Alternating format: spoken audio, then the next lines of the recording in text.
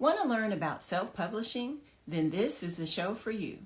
I'm author Tonya Duncan Ellis, host of Write This, an author interview show. And today I am happy to welcome on Whitaker, a successful self-published author and owner of Water Rocks Publishing Company, to come on and talk about some tips and tricks that can help you on your self-publishing journey. And I've became acquainted with her through the internet a few years ago and have been very impressed with all of her success and all the wonderful things she's doing. I see that she has joined us already, so we're going to get her on. I'm going to request her to come on to the show. And thank you all for joining in.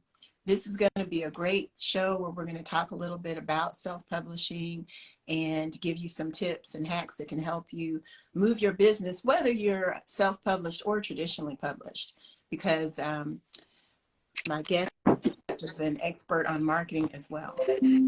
Well, I see she joined us on. Hey, how are you doing? Thank you Hey, so everyone. much. Yes, I'm so glad to have you join me today. Absolutely. Thank you so much for having me. I'm super excited. You know, I love anything you do, so I'm just privileged to be asked to be on here. Well, before you came on, I was telling everybody how impressed I am with all you do. Your page is beautiful, and all your marketing and the things that you've done to promote your business has been so inspirational to me, you know, through the time I've known you for years now on the internet. I am a branding junkie. You know, I feel like as independent authors, even just authors just in general, like if you're going to do it, you got to go in and you got to be very intentional. And so, yes, I am very intentional about my branding for my books, for my agency. So, yes, I love it. Yes. Now, can you tell us a little bit about yourself? Tell everyone where you're from and Absolutely. give a little bit about your author journey. Yes. Hey, everyone. I am Tonya Whitaker, or some may know me as DM Whitaker, and I am a children's book author, and I own a publishing and branding agency for authors as well. I live in Nebraska. I am from Nebraska, so make sure you check that off on your list of knowing where people live at. You know me now, and I live in Nebraska. But I have been writing for the last 3 years, and before I was writing, I was a reading teacher. And I work with adolescents and youth in the community in different social work areas, working with high school students, and I work with young adolescents in foster care. So I've been around kids all my life, and it wasn't until I had my own kids that I decided to stay home and go back to my first love. I got my bachelor's in creative writing, and so when I got home and I had my son and I was home with him, I was decided that I just wanted to start writing again. And so that's what got me on the writing journey, and I have written 6 picture books. I am working on my first chapter book with my twin sister that's releasing this summer. Super excited about. And when I'm not doing that, I am helping other authors, whether that's publish their books or most importantly, for a lot of my authors that I work with, we're working on branding and really taking that published book and branding it and turning it into a business that it is, so that they can not only impact, but they can also profit from their book. Right. Well, that's wonderful. And you hit on a key point for self-published authors in particular. Not only are you an author, you're an entrepreneur and a business owner. And that's key to getting the message out about your book. And I feel like you've been so effective with that when I'm looking at your branding and all that you're doing. Yes.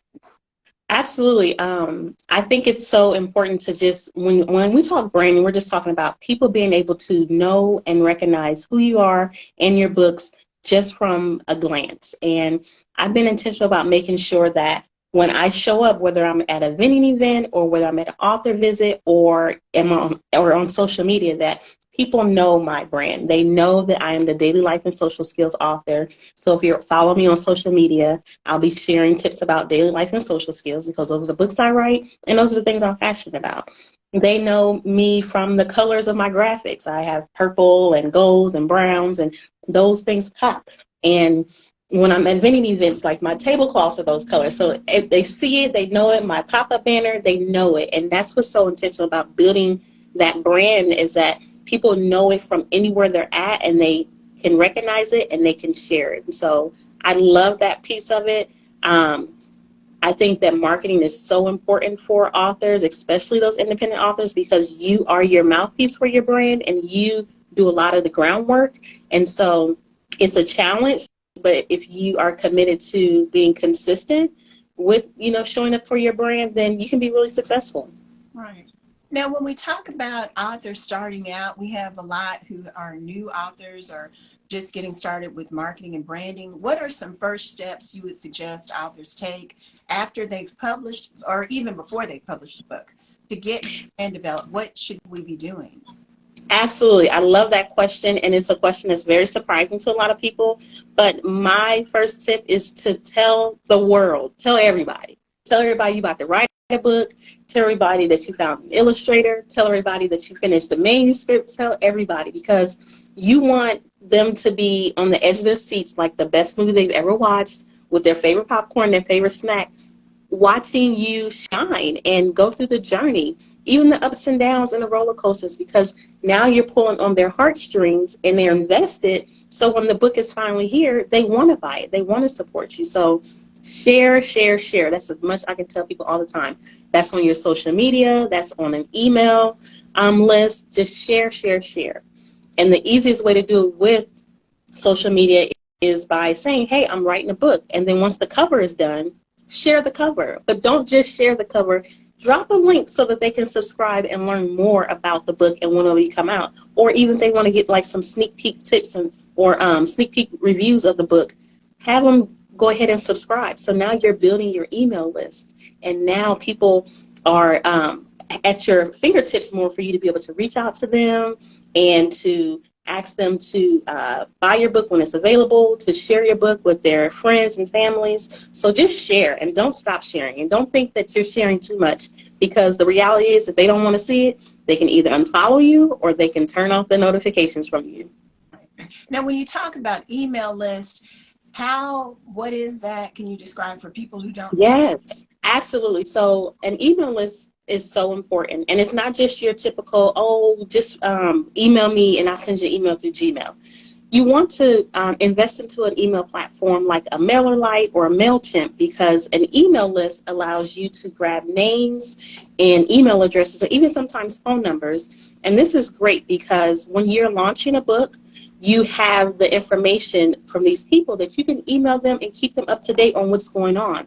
You can let them know when there's a sale going on that you're offering. Maybe you're doing like a bundle where they can get a couple of things for a great price that they can't get from Amazon or Barnes & Noble or Book a Million, but they can get from you. Email lists are powerful because you sell more books in the email than you might sell on the internet. And so I think it's so important that authors invest into a free platform like a MailerLite or a MailChimp, and that allows you to capture those emails. A quick and easy tip to do is maybe you have a children's book and you want to offer some free coloring pages. All they have to do is subscribe, and then they get the coloring pages. So now you have their information, and now they have a snippet of your book, and that's enticing them to want more later. And you're keeping them in that front mind, and they're keeping you in the front mind too. So I love, love, love email lists. Whether you're sending out an email once a month or twice a month or every week, it's really good to build community. And the biggest thing I think someone's told me was that you don't own social media, but you do own your email list. So start grabbing those people from your social media account and get them on your email list so that you can start selling books and building community that way. Right. And then with the free coloring page or that free opt-in, that's going to encourage them to sign up. Absolutely. Absolutely. Now, what are some other first steps you would recommend that authors do when they want to start building a brand? One of the first steps is social media. It's not going anywhere. It's just getting bigger. So I always tell authors, pick at least 2 platforms to start off with that you're going to commit to posting on there and sharing your journey, sharing who you are as a person, sharing why you're publishing a book, what your book is about, and having those social media platforms to start connecting with people who are your target audience, people who actually want to read your book, and also connecting with other authors and people who are writing in the same genre with you. You want to start building that community. That's so important. And then also consider copywriting your books. yes, when you write it down, it has copyright protection, but pay the extra $65 to get your book copywritten. You want to make sure you have all the protection and that your rights aren't infringed upon and no one just goes out and sees your book and takes it and creates their own. So take that extra step and go ahead and get your book copywritten. And if it's a children's book, you can also get those illustrations copywritten. And speaking of illustrations, this is a tip that a lot of people don't take advantage of. When you are hiring an illustrator, make sure you do a work for hire illustration contract, because otherwise you might have to owe royalties to your illustrator, and you want to downright own all of the rights to your illustrations, because you might decide to do merchandise later and you don't want to have to be paying someone else money that you make off of the merchandise or the books that you sell. So always do a work for hire contract with illustrators to make sure that you own all the rights to your illustrations. Okay, great. And I noticed that you had a few months ago talked about having the Amazon A+ content on. Yes. Can you talk a little bit about Yes. that? Yes. I love Amazon A+ content. So Amazon A+ content is the graphics and the text that are on your sales page that gives people an inside peek of your book. If you have noticed, as a new author or an experienced author, the look inside feature is getting very minimum in how much you can see inside of a book, especially a children's book, because you have the title page, the dedication page, you have the copyright page, you have all these pages, and it makes it really hard to see what's inside your book. So what's nice about A+ content is that it gives people an inside peek of the illustrations. It also shows them what are some themes that are in your book, what messages you're conveying. Maybe you have a whole series. You can feature your whole series on your Amazon A+ content, so that all they have to do is click on that and it takes them to the next sales page. So I love Amazon A+ content.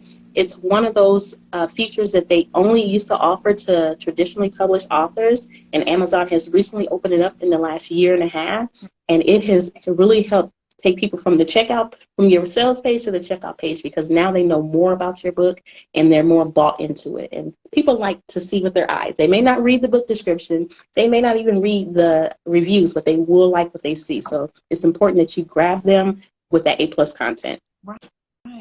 Now, when I look at all of your graphics, they're so beautiful. Do you have a graphics design background, or what do you recommend? How should people start, if they have no experience?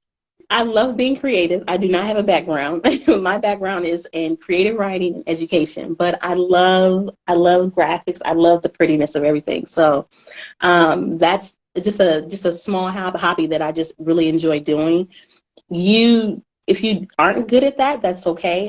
There's agencies like myself who create Amazon A+ content. You can also contract somebody with Fiverr or with Upwork to do the content for you. Just make sure you know the measurements and you have images of your characters or images of mock-ups of your book, inside pictures of your book, and you can create it yourself in Canva. One thing Amazon does is they give you all the measurements for all the different kind of modules or designs that you can do with Amazon A+ content. If you have the time and the patience and the creativity, you can definitely do it yourself. But know that there are people who are out there who this is what they do all the time, like myself, and we can definitely help you get that done. But it's definitely something that you should have. When you hit publish, you should be definitely working on that A+ content. Now, what are some things that you see in your business, common mistakes authors make that people need to be aware of or cognizant of? Is there some? Very, very, very, very great question. There are quite a few things. I noticed that authors do not, one, own the rights to their book, whether it's mainly it's the illustrations. Two, they don't ask for the right files when we're talking illustrations, so they just have PDFs and JPEGs, and you need those source files because you might want to do something else with your book later, or you need to change some things. You want to make sure you have those source files, because sometimes people do things with illustrations or with books, your book cover, and it doesn't work out, and you might have some errors, and you can't fix it if you don't have those source files. Another common error that I see a lot of people make is that when they're uploading their books to Amazon, they don't put anything in the keyword section, and they don't put anything in the keyword section, which is so important because you have to think about it. When someone's on Amazon and they're searching for a book, they might say books about cooking for kids. And that's what your book is about. And so if that's a keyword of yours, then guess what? Your book is going to pop up in that search. So a lot of authors just bypass it because it's optional. Those 7 spots are optional. And so you don't have to put anything in there, and they miss out on that opportunity.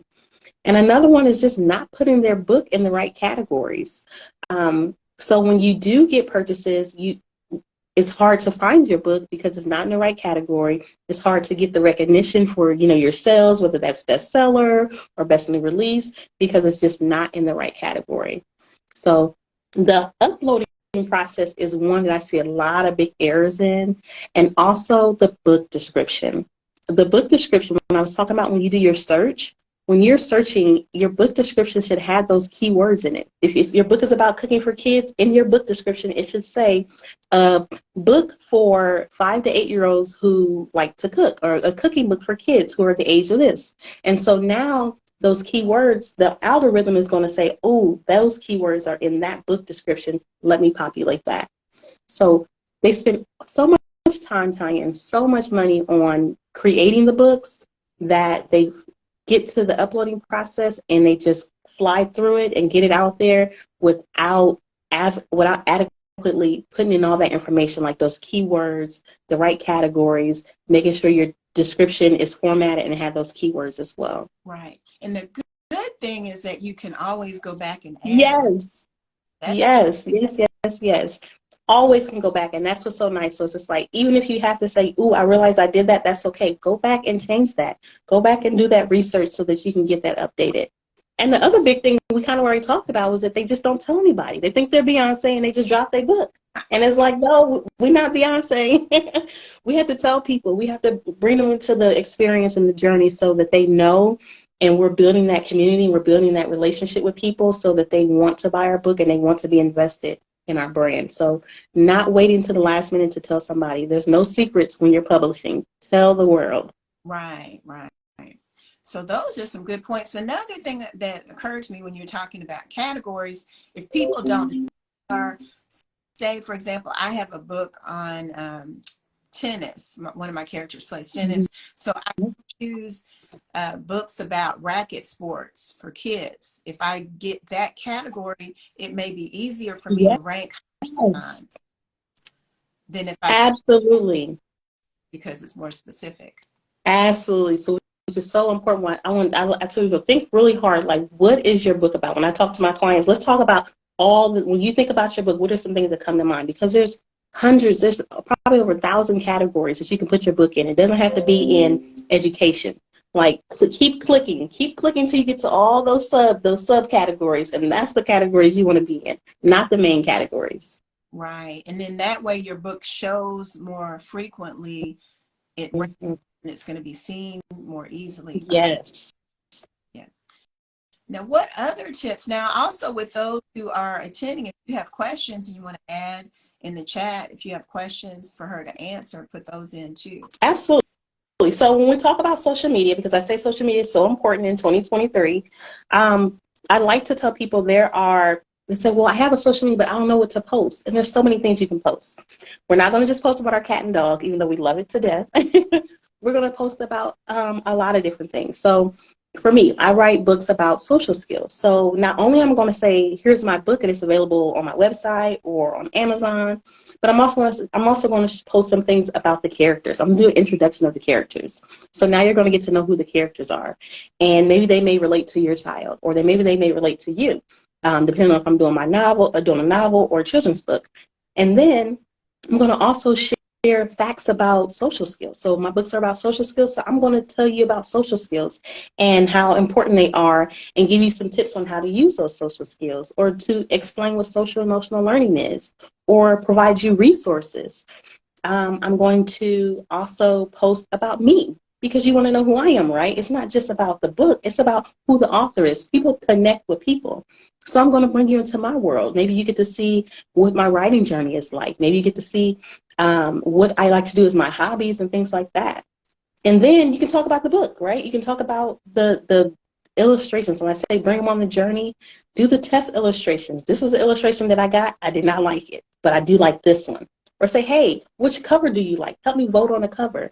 So you're sharing so much where it's not just buy my book, buy my book, buy my book, my book is available. We're sharing a lot of different things, and we're creating a community on our platforms. So those are my favorite tips. There's like 10 different graphics you can do to start your social media off, and just mix and mingle those in so that you're creating that community on your social media. And I like what you said about show your face, because I've seen some authors who I followed for years and I never saw their face. It'd been like 2 or 3 years. Yeah. Like, oh, okay, look like. Yeah.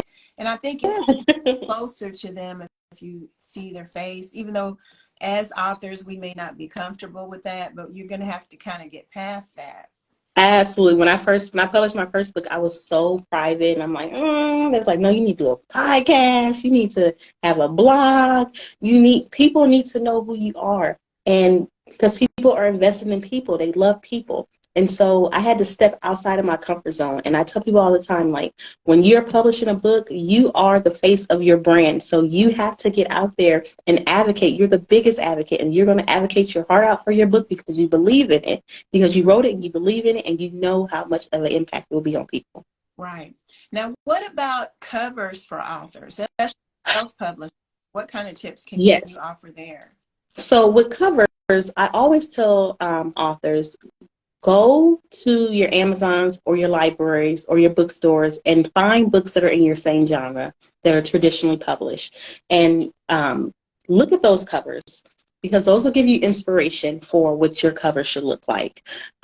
Also, be mindful of the text. Like, people like to place text over characters' faces, and you have to be mindful that you don't want to take away from the illustration. So always make sure that when you are creating a cover, that nothing is covering the main character or any of the characters that are on the cover. And another fun tip I like to do is, some people say, oh, my illustrator did my cover. Always hire someone else to do your cover and compare them. Sometimes illustrators are great illustrators, but they're not great cover designers. So be mindful of that and get some options. Have options. And remember, I said, share it on your social media and have people vote and see which one they like. Another tip with covers are, when you are doing your cover, make sure that the text is legible. If it's a thumbnail size, think about when you're scrolling on Amazon on your phone and you're looking. Think about, can someone see what my title is just by looking at a little small thumbnail? If the answer is no, then we need to change the font. We need to change the size of the images and do some adjusting that way. A lot of people take their favorite illustration that's inside the book and they add that to the cover. And that's really nice, because it doesn't mean you have to start all over from scratch. You're just giving people a sneak peek of what's inside the book. So use that image, your favorite image, and give that to a different cover designer. But cover designers and illustrators are very different people. So make sure that you are mindful of that and you get options.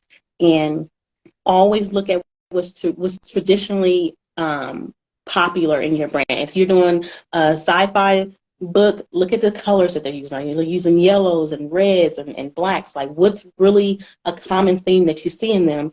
And then when you're hiring a cover designer, say, hey, these are some ones that I like. Can you create something that looks similar to this or has the same vibe? So do your research. Yeah, those are gems that you just shared, because for myself, I found that even though I love my illustrator is not a designer. And then I had to get, like with fonts, go somewhere else because they're built in that area. And it makes such a big difference, even with the fonts. You'd be amazed at how different make it look and how it can tie it together, because my books are a series. And I had researched fonts, and it ties the covers together better. Absolutely, absolutely. I recently hired a letterer. I'm doing a new series that's coming out this summer, and I hired a letterer to do custom lettering for me for my series title, because I want to brand it and make it a business. So there'll be merchandise and all these other different kind of things. So I didn't want to use free fonts that are out there. I wanted, when someone saw that font, when they saw that title, they know that it's my series. And so consider that if you are really invested in building a series, especially, that you hire a letterer to do some custom designing for your titles. Yeah, that's good. Yeah. And this is just showing, it's really a business. It's not just writing the story. So when you're getting involved with self-publishing, there's so many other aspects that you really Mm-hmm. be familiar with, or you can hire a company like Water Rocks Publishing to help you with different aspects if you need them. Absolutely. Yeah. Now, what tips would you give for authors starting out? Authors starting out, get your face in front of as many people as possible. And that means when you have your book, keep your book with you. Pop the trunk. There should be books in your trunk. There should be books in your backpack. There should be books in your bag. Always have your book with you. And even like we do these postcards for our clients where it has the image of them, their books, like their best books they have out, a little snippet about their books, and then their website, and even a QR code to take them to Amazon. So they can leave a review. They just hand those out because somebody may throw away a piece of paper, but these little nice little postcards they'll keep. And so I always say pass them out. When you're at a library, sometimes we want to get our books in libraries and we can't wait for a librarian to just come across your book. Go to the library, show them your book, tell them who you are, introduce yourself, and start getting your books in libraries. But always have your book on you. There should never be an opportunity that you miss, whether you're traveling with family and friends, but you always have a book that you can give to someone or share to someone, because you never know who you'll meet and you never know who wants to buy your book. So always keep your books on you. Vending events are awesome. They're a great way to sell books, but also they're a great way for your fans and the people who support you to get to meet you in person. I had someone who I didn't know was following me on Instagram. I seen at a school event, and she came up to me. She was like, "Oh my gosh, I follow you on social media. I can't believe it's you. Can I take a picture?" And I'm like, "Me?"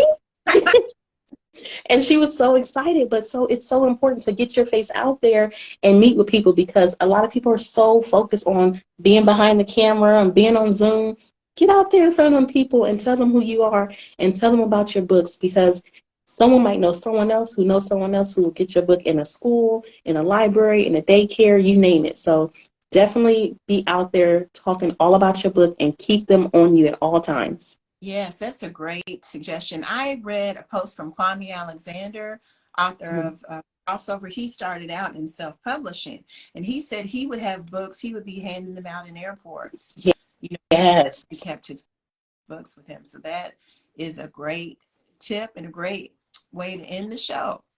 Now, also, can you share ways that people can contact with you? And I want to please check out her Instagram page, because it's gorgeous and it's a great way to learn about branding and design, just to study that. Thank you But give so much. those, please. Yes, so you can definitely follow me on Instagram. For my book brand is DM_Whitaker_writes. My social media for my agency is Water Rocks Publishing. You can go to waterrockspublishing.com and you can see all the different kind of publishing and branding services that we offer authors.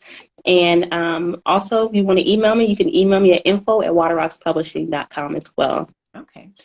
Well, thank you, Daquisha, for joining us, and thank you, everybody else, for tuning in. And we will see you next week for another great episode of Write This. Yes, thank Bye-bye. you so much. Bye-bye.